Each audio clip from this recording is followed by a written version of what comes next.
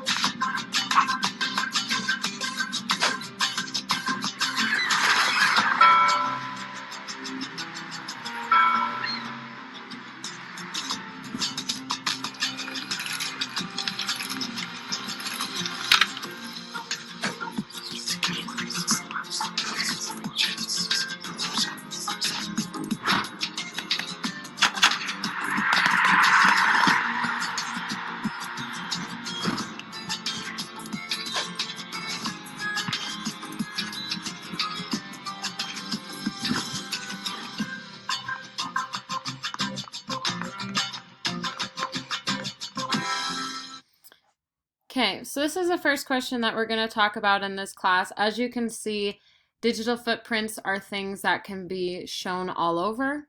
They can be copied, they can be used for gossip, they can be broadcasted, and the scariest part is that they are permanent.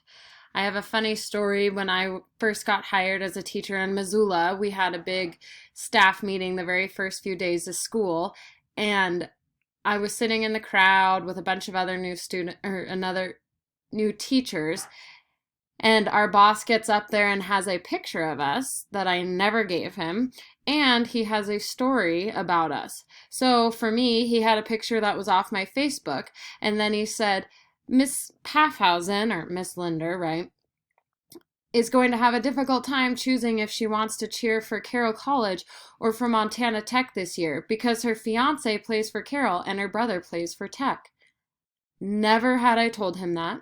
Yeah, I had posted it on Facebook, so he's proving that he got onto our social media accounts and looked at them.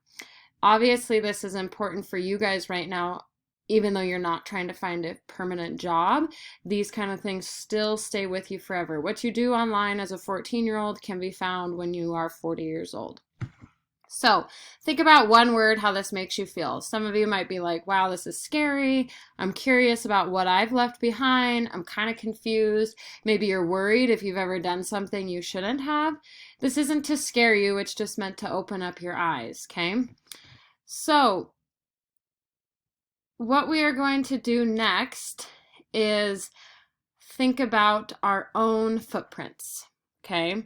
I am going to share with you a picture of a footprint, and what I'm wondering is if you have the ability, if you could print it off and color on it.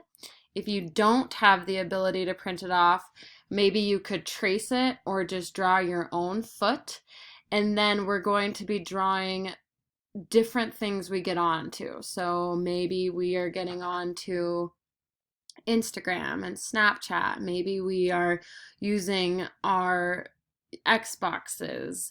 Maybe we're chatting, messaging, FaceTiming. If you're one of those kids, because I always have a couple in every class that doesn't have social media, that doesn't really use the internet, then you might put things like, if you were to, have ability to partake, what do you think you would be doing? Slash, think about, even something like Netflix could count as a digital footprint. Yeah, that's not going to be as incriminating because just because I watch something on Netflix doesn't mean anything, right? But it would be something for you to include. If you're really struggling with what you want to put on your footprint, please let me know via comments or emails and we can think of something.